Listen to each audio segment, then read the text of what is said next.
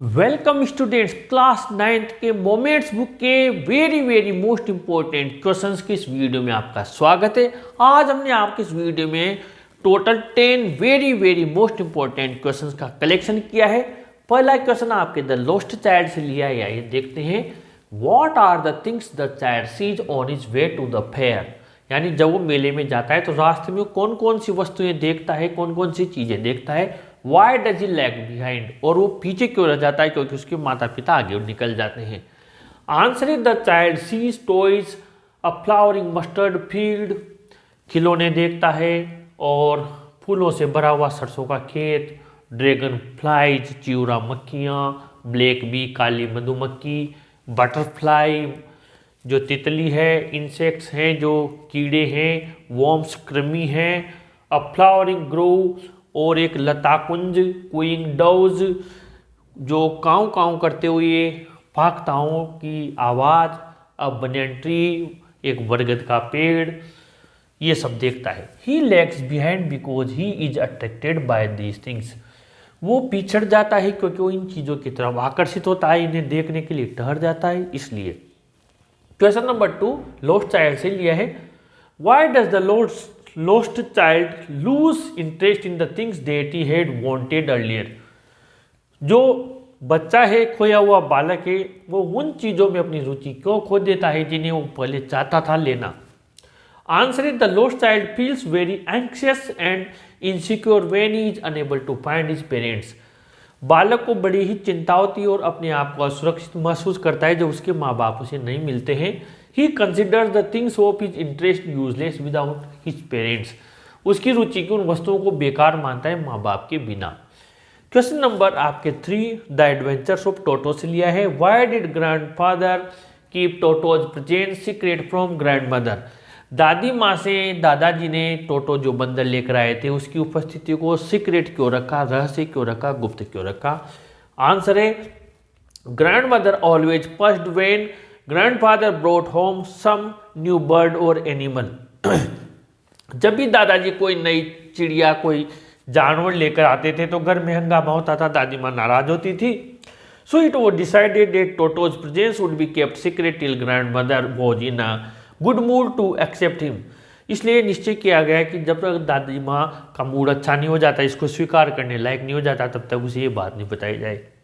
Question number 4 in what way is Iswaran an asset to Mahendra, Mahendra के लिए जो ईश्वरन था वो इतना उपयोगी व्यक्ति कैसे था, और इसी का था character sketch of Iswaran, Iswaran का चरित्र चित्रण। क्वेश्चन लिया है ईश्वरन द स्टोरी टेलर से। आंसर है Iswaran was Mahendra's devoted servant, Iswaran Mahendra का समर्पित नौकर था। He accompanied Mahendra wherever he was transferred, वो उसके साथ ही जाता था जहाँ भी महेंद्र का ट्रांसफर होता था। He could prepare tasty food from fresh vegetables which he could get even from a desolate place, वो स्वादिष्ट भोजन बना लेता था, जाने कहाँ से ताज़ा सब्जियाँ ले आता था, ऐसे डिसोलेट यानी सुनसान स्थान से भी सब्जियाँ लेकर आ जाता था। Eswaran was a very good story teller, वो बहुत अच्छा कहानी सुनाने वाला भी था।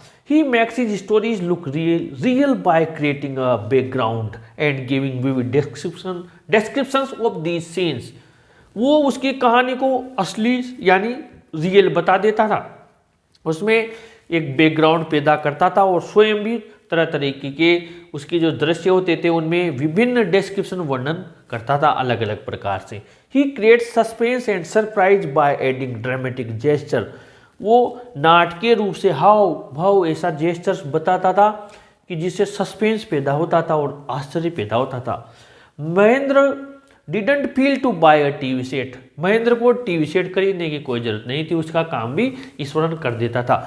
अब इसी आंसर से आपके 2 और क्वेश्चंस बन रहे हैं, उन क्वेश्चंस को देखते हैं और वो आंसर आपको कहाँ से कहाँ तक लिखने हैं इसमें से। इसमें आपके क्वेश्चन नंबर 5 बन रहा है how does Iswaran make his stories look real, और क्वेश्चन नंबर 6 बन रहा है discuss Iswaran's qualities as a good storyteller, यानी ईश्वरन उसकी कहानी को कैसे रियल बनाता था, और छठा है ईश्वरन की क्वालिटीज बताइए गुड स्टोरी टेलर के लिए। तो आपको क्या करना है, ईश्वरन वॉज से लेकर टीवी सेट तक आपको लिख देना है, यानी इसमें अलग से रटने की जरूरत नहीं। इसी में से आपको ईश्वरन वॉज स्टोरी टेलर से और टीवी सेट तक आपको लिख देना है, जिसकी मैंने शुरुआत के लास्ट के वर्ड्स दिए हुए हैं। अब आगे बढ़ते हैं। इन द किंगडम ऑफ फूल्स से वेरी वेरी मोस्ट इंपॉर्टेंट है, जो आपको स्क्रीन पर आंसर नजर आ रहे हैं, जितनी अब यहाँ पर बोर्ड में जगह थी उतना लिखा है, बाकी और मैंने आपके लिए स्क्रीन पर बना दिए हैं, आप इन्हें भी जरूर से नोट करें। What are the two strange things the guru and his disciple find in the kingdom of fools? यानी कि इन द किंगडम ऑफ फूल्स में गुरु और उसके शिष्य को कौन सी दो अजनबी अजीब चीजें नजर आई? Answer is the first strange thing was that it was broad daylight but everyone was asleep. पूरा दिन उगा हुआ लेकिन सब सो रहे थे, बट एवरीवन वॉज एस्लीप। ये क्या हो रहा है, दिन में सो रहे हैं। Even the cattle was sleeping, यहाँ तक कि जानवर भी सो रहे थे। The second thing was that at the sunset the whole town woke up and in the market everything cost the same. और जैसे ही शाम हुई, सूर्यास्त हुआ, सब पूरा कस्बा पूरा शहर जग गया और मार्केट ओपन हो गया। और मार्केट में हर चीज की एक ही रेट थी, अ सिंगल डुड्डू, एक सिंगल डुड्डू। कोई सी भी चीज लो आप, अ सिंगल डुड्डू, राइस लो, बनाना लो, घी लो, हेड द सेम प्राइस, सबकी एक कीमत थी, a single duddu. Question number 8 ये BC से है। Who is the real culprit according to the poet, according to the king why does he escape punishment? राजा के अनुसार असली अपराधी कौन है और वो कैसे बच जाता है इस सजा से? आंसर है according to the king the rich merchant whose wall of the house collapsed and killed the burglar is the real culprit। यानी राजा के अनुसार वो जो सेठ था जिसकी दीवार गिरने से वो चोर मर गया था, वो असली अपराधी था। He escapes punishment because he is too thin to fit in the newly made stake। लेकिन जो नया फंदा बनाया उसमें वो पतला था तो उसमें नहीं आ पाया, इसलिए वो बच गया। Question number 9 in the kingdom of fool से ही है। ये इन तीन में से सबसे ज्यादा मोस्ट है। What are the guru's word of wisdom when does the disciple remember them? यानी गुरु के बुद्धिमत्ता शब्द क्या थे और उस शिष्य को, चेले को बात कब पता आई, कब ध्यान आए उसके वो शब्द? आंसर है the guru's words of wisdom are this is a city of fools you don't know what they will do to you next.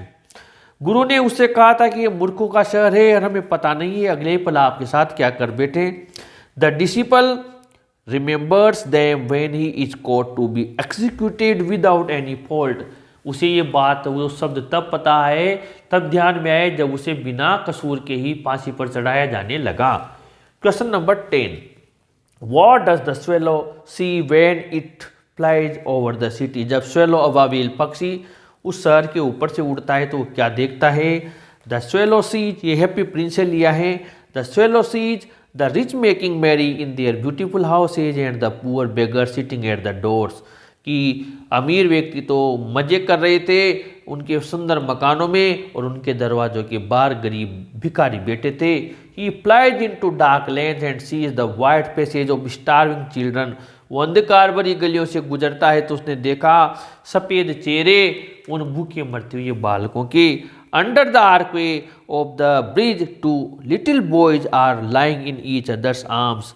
जो मेराबदार दरवाजा है, रास्ता है उसके पुल का, उसके नीचे दो छोटे बच्चे लेटे हुए हैं एक दूसरे की हाथ बाहों में, to try to keep themselves warm, अपने को गर्म रखने की कोशिश कर रहे हैं। इस प्रकार ये टोटल हमने आज आपके 10 वेरी मोस्ट इंपॉर्टेंट क्वेश्चंस बनाए हैं। आप अपनी तैयारी में इन क्वेश्चंस को भी ज़रूर शामिल करें और इसी तरीके के वीडियोज़ के लिए आप क्लास 9 प्लेलिस्ट विजिट करें और राइटिंग पार्ट के लिए आप कॉमन जो भी कंटेंट है राइटिंग पार्ट में जाकर देखें। किसी भी प्रकार के टॉपिक के लिए टॉपिक का नाम by English Guru Mahesh Sharma search करें। इस वीडियो को जरूर लाइक शेयर करें और अपने चैनल को भी जरूर सब्सक्राइब करें स्टूडेंट्स। Thank you.